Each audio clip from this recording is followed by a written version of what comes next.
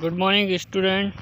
आज बात करने वाले अपन हॉरिजॉन्टल कर्व की, जो कि हाईवे में हम लोग प्रोवाइड करते हैं। हॉरिजॉन्टल हाईवे कर्व के बारे में हम लोग आज डिस्कशन करेंगे। कंप्लीट इसके बारे में आज इन्फॉर्मेशन गेन करते हैं।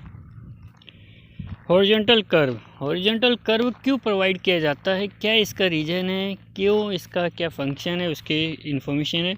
ए horizontal highway curve is a curve in plane to provide change in direction to the center line of a road। जो रोड की जो सेंटर लाइन होती है उससे आपको डायरेक्शन चेंज करने के लिए, जिस कंडीशन में हम लोग गाड़ी चला रहे हैं, अगर उस पर्टिकुलर कंडीशन में डायरेक्शन अगर आपको चेंज करना है, वो भी जो रोड की जो सेंटर लाइन होती है उससे, तो वो जो डायरेक्शन चेंज करने की जो प्रोसेस होती है वो हम हाईवे का जो कर्व प्रोवाइड करते हैं उसके अकॉर्डिंग हम लोग कर सकते हैं। When a vehicle transfer a horizontal curve, the centrifugal force act horizontally outward through the center of gravity of the vehicles। और इसके साथ ही जो आपका व्हीकल्स जो होता है वो ट्रांसफर हॉरिजॉन्टली वो वहाँ पे ट्रांसफरली वर्क होता है। तो इस कंडीशन में क्या होता है, तो उसका जो सेंट्रीफ्यूगल जो फोर्स होता है वो एक्ट होता है horizontally toward through the centre of the gravity. जो ग्रेविटी आपको होती है उसके सेंटर के ऊपर, जैसे वो गाड़ी आपके हॉरिजॉन्टल कर्व के अंदर टर्न होती है तो उसका जो फोर्स होता है वो कहाँ पे अप्लाई होगा, आपका उसके सेंट्रीफ्यूगल फोर्स के अकॉर्डिंग वो वर्क करता है। जो भी व्हीकल्स होगा उसका जो सेंट्रीफ्यूगल फोर्स या जो ग्रेविटी होती है उसके अकॉर्डिंग वो वहाँ पे वर्क करता है और एक ईजिली सेफ कंडीशन के साथ में गाड़ी ईजिली मूव हो सकती है। The centrifugal force developed depend on the radius of horizontal curve। अब इसका जो सेंट्रीफ्यूगल जो फोर्स होता है वो डेवलप किस कहाँ से होता है, कहाँ पे वो डिपेंड करता है, वो डिपेंड होता है आपका जो हॉरिजॉन्टल जो कर्व की जो रेडियस होती है उसके ऊपर डिपेंड करेगा। And speed of the vehicles, दूसरा जो गाड़ी की जो स्पीड होती है उसके ऊपर डिपेंड करेगा। ये सारी चीज़ें हमारी एक जो दो चीज़ होती है हॉरिजॉन्टल कर्व के अंदर, जहाँ पे वो गाड़ी के व्हीकल्स के ऊपर डिपेंड करता है। एक तो कर्व की रेडियस के ऊपर और दूसरा जो आप गाड़ी चला रहे हो उसकी क्या स्पीड है उसके ऊपर डिपेंड करेगा। This centrifugal force is countered by the transfer frictional resistance develop. और इसका जो सेंट्रीफ्यूगल जो फोर्स क्या प्रोवाइड करेगा, उसके अंदर जो फ्रिक्शनल जो रेजिस्टेंस होता है उसमें वो चीज़ें डेवलप करता है कि इजीली उसमें जो फ्रिक्शनल रेजिस्टेंस अच्छा होगा, मैक्सिमम के अंदर आपको फ्रिक्शन रेजिस्टेंस अच्छे अवेलेबल होगा या इजीली वो वहाँ पे मिल रहा है उसको फ्रिक्शनल रेजिस्टेंस, तो उस कंडीशन में इजीली वहाँ से गाड़ी आप इजीली टर्न करवा सकते हैं। The types and the payment which they enable the vehicle to change the direction along the curve and maintain the stability of the vehicle। और इसके साथ ही हम लोग इजीली आपकी जो डायरेक्शन होती है उसको चेंज कर सकते हो और साथ ही जो स्टेबिलिटी बनी होती है गाड़ी की, डेट में इजीली वो आपकी वन साइड टर्न कर जैसे करते हैं तो इजीली गाड़ी पलटी नहीं खाती, उसका स्टेबिलिटी है उस रोड के अकॉर्डिंग वो चलती रहती है और आपकी जो मेन स्पीड होती है उस स्पीड के अकॉर्डिंग आप लोग इजीली सेफ्टी के साथ में उस अपना जो डायरेक्शन है उसको इजीली चेंज कर सकते हैं। Centrifugal force P is given by equation. इसका जो सेंट्रीफ्यूगल जो फोर्स यहाँ पे मेन जो हम लोग आइडेंटिफाई करने वाले हैं वो हम लोग P से आइडेंटिफाई करेंगे उसको। तो P इक्वल टू W/V² ये उसका सेंट्रीफ्यूगल फोर्स का फॉर्मूला होता है। तो P equal to centrifugal force हो जाएगा, कैपिटल W है वेट ऑफ व्हीकल्स, जो आपके व्हीकल्स का वेट है वो kg के अंदर काउंट करेंगे। कैपिटल R हो जाएगा रेडियस ऑफ सर्कुलर कर्व, जो कर्व होगा वहाँ पे उसकी रेडियस कितनी है वो मीटर में फाइंड करेंगे। स्मॉल v हो जाएगा स्पीड ऑफ व्हीकल्स, जो कि मीटर पर सेकंड में है। एक कैपिटल V की हमने बात करी थी जो कि किलोमीटर पर आवर में होता है, यहाँ पे स्मॉल v है वो मीटर पर सेकंड में हम काउंट करने वाले हैं। उसके बाद में g होता है ग्रेविटेशनल, जिसकी वैल्यू 9.8 मीटर पर सेकंड स्क्वायर होती है। तो ये आप लोगों को यहाँ पे ये फॉर्मूले में ये चीज़ें ध्यान रखना है कि P के साथ में जो जो वैल्यू है वो किस टाइप से हम आइडेंटिफाई करते हैं, कैसे उसका हम लोग यूज़ करने वाले हैं आगे, ये इसको हम लोग आगे और डिस्कशन करते हैं। The ratio of the centrifugal force to the weight of vehicles. अब इन दोनों का रेशियो हम आइडेंटिफाई करेंगे, सेंट्रीफ्यूगल फोर्स का और वेट ऑफ व्हीकल्स का। तो क्या हो जाएगा इसका ratio, P/W is known as the centrifugal ratio. जो P/W क्या हो जाएगा, सेंट्रीफ्यूगल रेशियो का फॉर्मूला हो गया। और द इम्पैक्ट फैक्टर, और इसी को हम लोग आगे इम्पैक्ट फैक्टर में भी काउंट कर सकते हैं। The centrifugal ratio is thus equal to V square upon में जी आर। जो सेंट्रीफ्यूगल फोर्स किसके बराबर हो जाएगा, वी स्क्वायर अपॉन में जी आर के।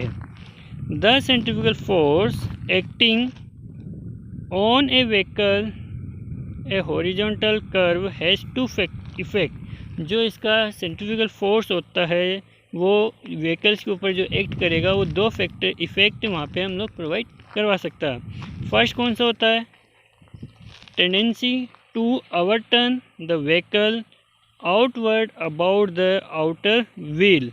फर्स्ट जो हो जाएगा उसका जो कौन सा इफेक्ट हो जाए, टेंडेंसी टू ओवरटर्न। जैसे आप गाड़ी को ओवरटर्न कराएंगे तो उस कंडीशन में जो गाड़ी की जो टेंडेंसी होगी वो किस कंडीशन में होगी, outward about the outer wheel. जो गाड़ी का जो आउटर व्हील होगा उसकी कंडीशन में आपको उसको सेंट्रीफ्यूगल फोर्स चेक करना होगा।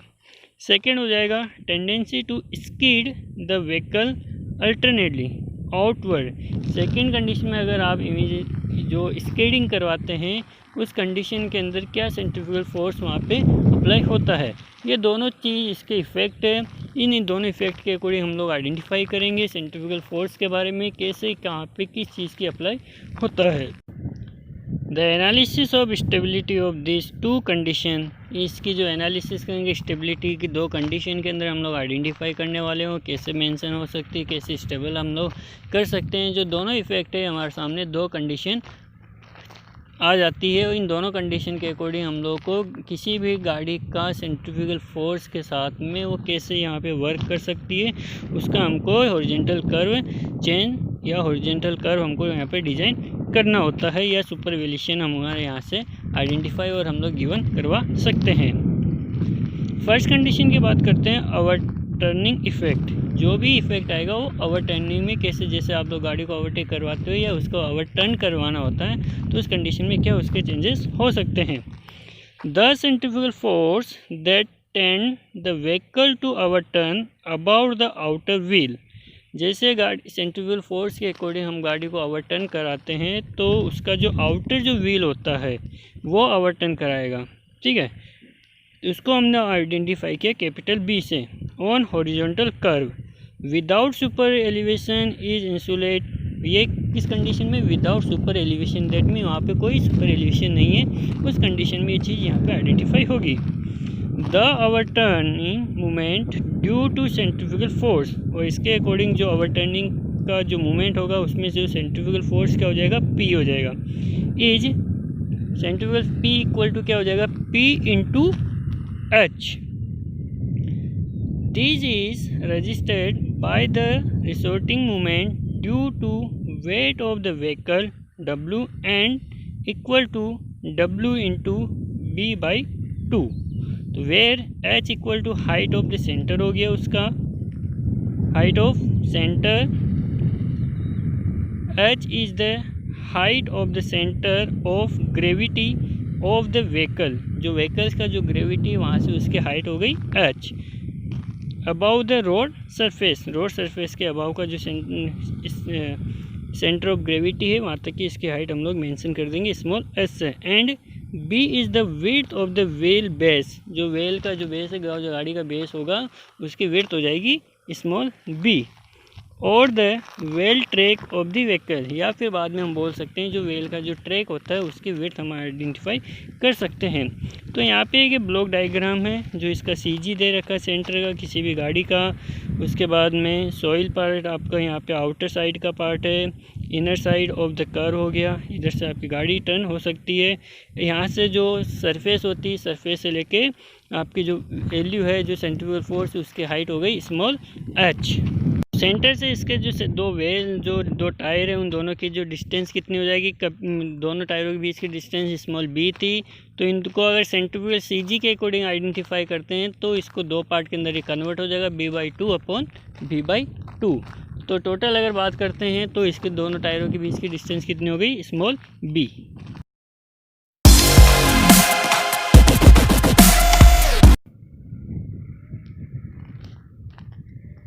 The equilibrium condition of overturning wheel occur when. अब इसके अगर इक्विलिब्रियम कंडीशन की बात करते हैं तो क्या हो जाएगा, P H equal to W B upon में 2 और व्हेन, और इसके अलावा क्या हो जाएगा, P upon W equal to B upon 2h। That means P को पी अपॉन डब्लू करेंगे और इधर से यहाँ से इसको h जो है 2 के बेस में 2 के पास आ जाएगा।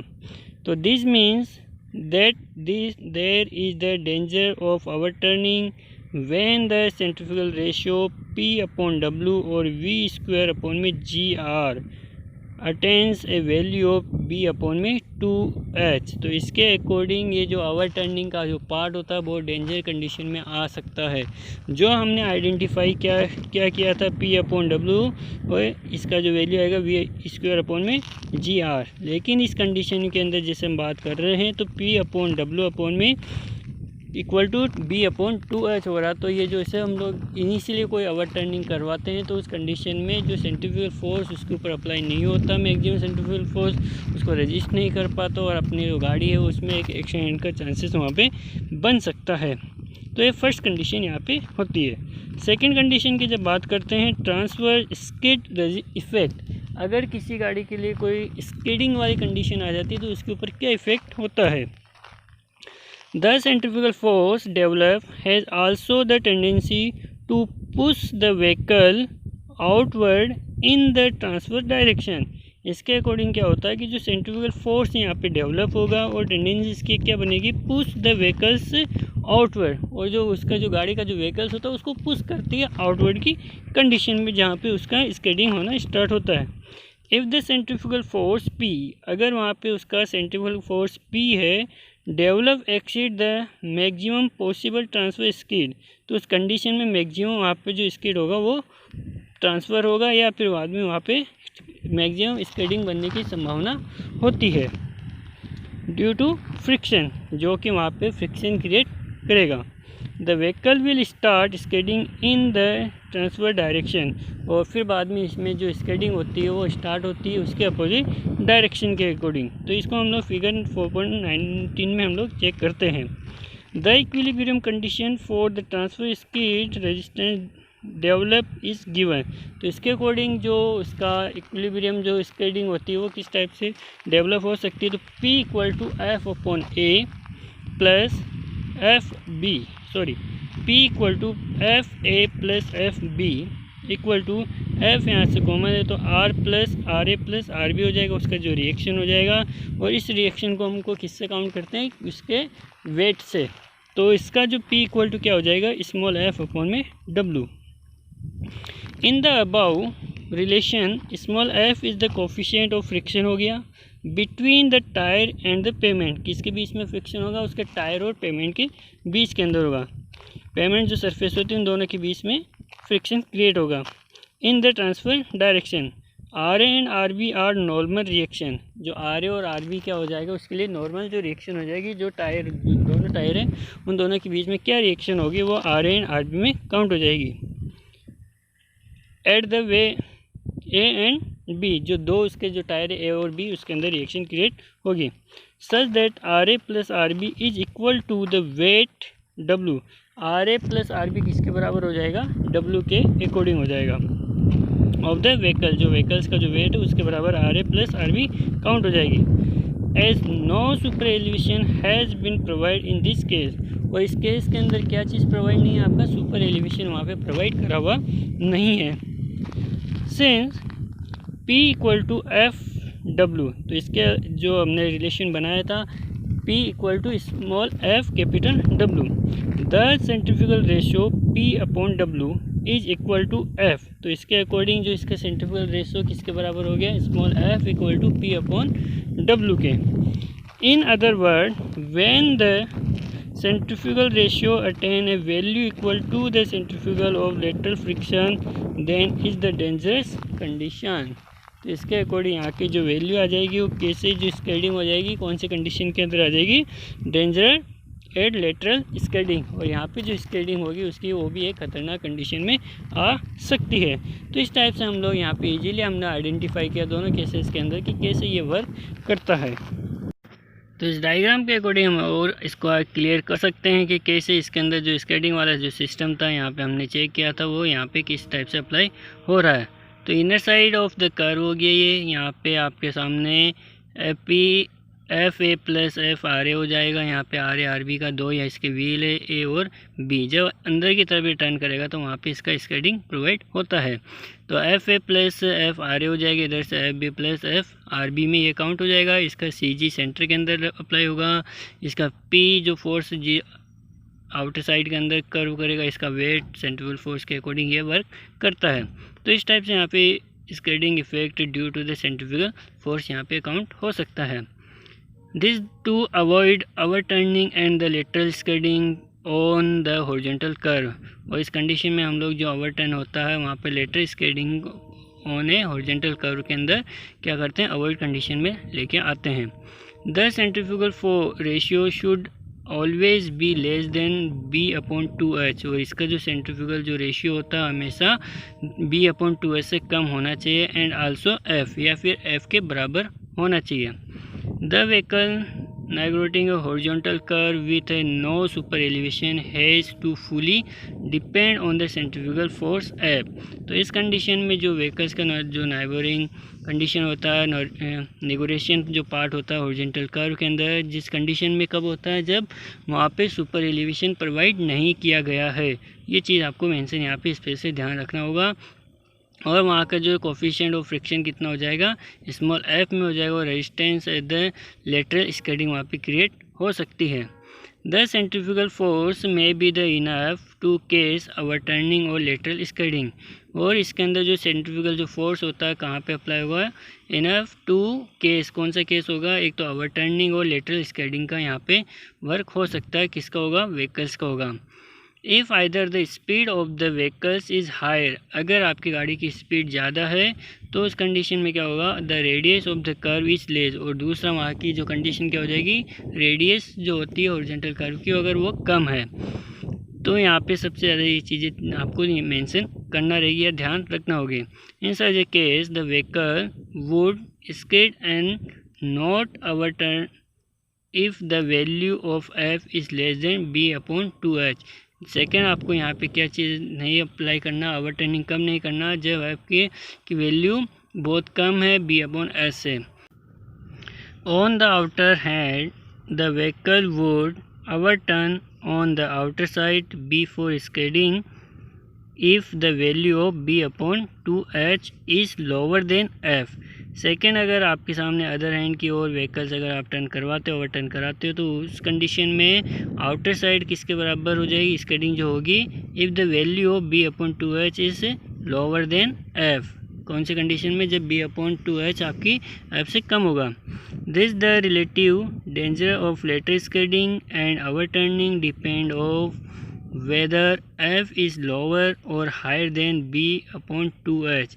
सेकेंड, यहाँ पे जो रिलेटिव जो डेंजरस जो कंडीशन हो रही है स्किडिंग की और फ्रिक्शन की, वो किस कंडीशन में होगी, एफ़ के ऊपर डिपेंड करती है। सेकेंड, एफ़ की वैल्यू अगर कम होगी या एफ़ की वैल्यू ज़्यादा हो सकती है, किसके, बी अपॉन 2h के। तो इस कंडीशन के अंदर जो हम लोग जैसे गाड़ी ओवरटर्न कराते हैं वो एक डेंजर कंडीशन में आ जाती है। एक एक्सीडेंटल केसेस वहाँ पे क्रिएट होता है या फिर गाड़ी आपकी टर्न या फिर पलटी भी खा सकती है। तो इस कंडीशन में हम लोग यहाँ पे बोल सकते हैं कि हमको किस टाइप से किसी भी एक कर्व के अंदर कैसे गाड़ी को ओवरटर्न कराने की कंडीशन हमको यहाँ पे मेंशन करनी होती है। और यही चीज़ें हम लोग जब हाईवे का कर्व डिज़ाइन करते हैं तो उस कर्व के अंदर भी हमको मेंशन करना पड़ता है कि कौन सी कंडीशन में कैसे गाड़ी इजीली वहाँ से सेफ्टी के साथ में गाड़ी टर्न कर सकती है। तो ये चीज़ें हमको बेसिक यहाँ पे कुछ चीज़ें ध्यान रखने की थी कि किस टाइप से हम लोग कैसे एक बेसिक सेंट्रीफ्यूगल फोर्स का जो फॉर्मूला मेंशन करते हुए इसे यहाँ पे इजीली किसी भी व्हीकल्स को लिए जब हम लोग हाईवे डिज़ाइन करते हैं उस डिज़ाइन के अकॉर्डिंग कौन कौन सी चीज़ें हमको ध्यान रखना, कौन कौन सी कंडीशन हमारे सामने बन सकती है, वो सारी चीज़ें हमने यहाँ पर डिस्कसन करी है। ठीक है, इसके अलावा भी अगर आगे जो इसके बेसिक और जो डेरिवेशन पार्ट होगा उसको भी हम लोग आगे सोल्व करने वाले हैं, उसका कुछ न्यूमेरिकल पोर्शन भी हम लोग चेक करेंगे। इस कंडीशन में अगर आपको कोई इसके अंदर और कोई डाउट है तो आप कमेंट के माध्यम से पूछ सकते हैं, क्या इसके अंदर और चीज़ें कोई चीज़ समझ में अगर आपको नहीं आई तो हम लोग उसको इजीली बेसिक और जो आप जिस टाइप से आपको समझ में आती है उससे बेसिक लैंग्वेज के अंदर, और इसको हम लोग सॉर्ट आउट करने की कोशिश करेंगे। ओके, तो इसमें अगर आपको और कोई डाउट है या फिर बाद में कोई क्वेश्चन होता है तो इजीली आप लोग यहाँ से मेंशन कर सकते हैं, कमेंट के माध्यम से पूछ सकते हैं। और भी कोई अगर इसके अंदर कोई चेंजेस करने की रिक्वायरमेंट है तो आप लोग हमसे बता सकते हैं। Okay, thank you.